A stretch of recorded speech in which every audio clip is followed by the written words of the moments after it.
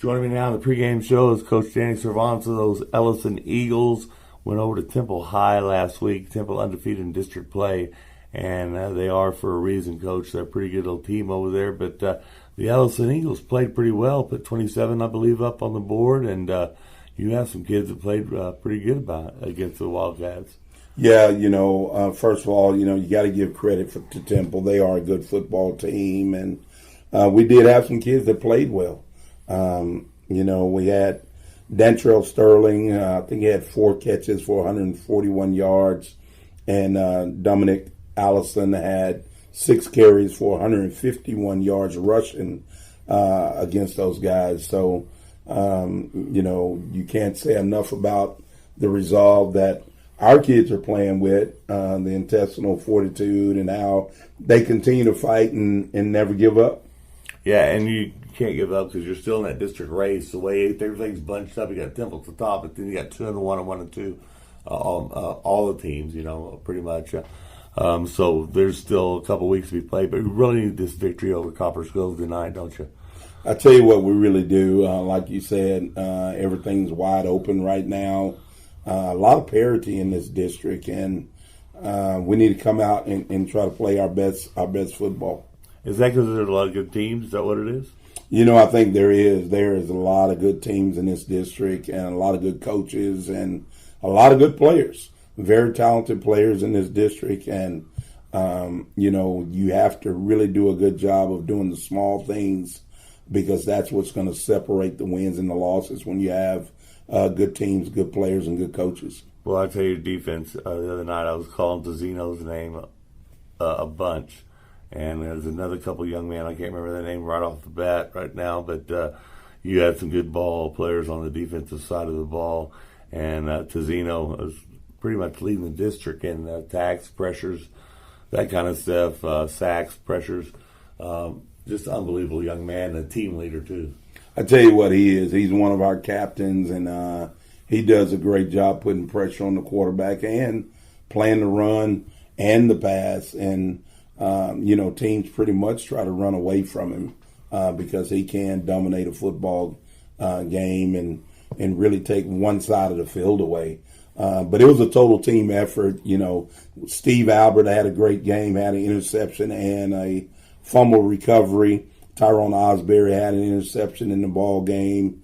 Calvin Harper had a great game. Brendan Betts had a great game. Matthew Moore is probably the most consistent player we have at inside linebacker. I think he's second in the district with 72 tackles right now. And, it's a total team effort. I'm really pleased with how hard our kids play and the resolve that they play with. First year, of course, we've been here and you've had to get to know them. Get to know how they play and their good things, their bad things, and getting them figured out and putting the team together. Like you said, how do you look for Copper's Cove? I mean, they came out last week, beat Killeen.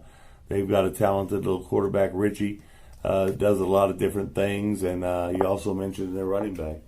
I tell you what, they are explosive on offense, and you're right. It does start with Shane Ritchie. He's an excellent passer, but he's also he's hard to defend because he can keep plays alive with his feet. He's got great speed, and you got to keep him in the pocket.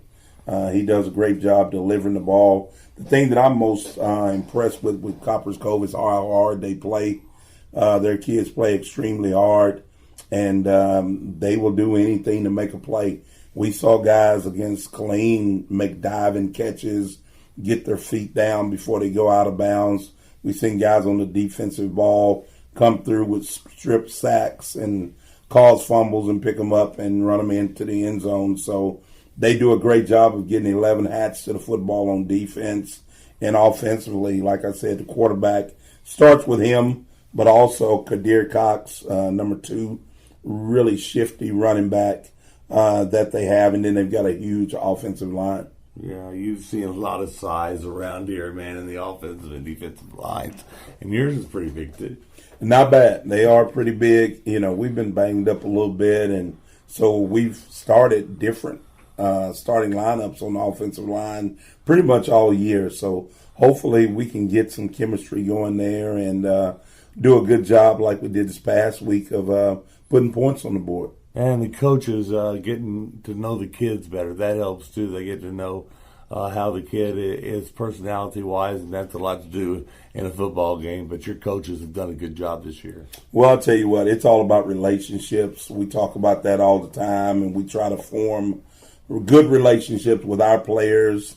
And I think, it's an old cliche, but they don't care how much they know, until they know how much you care.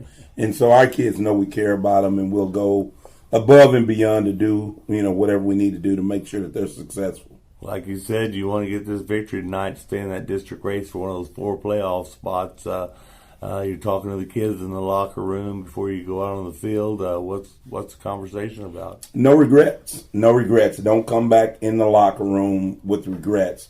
You've got an opportunity to lay it all on the line right now.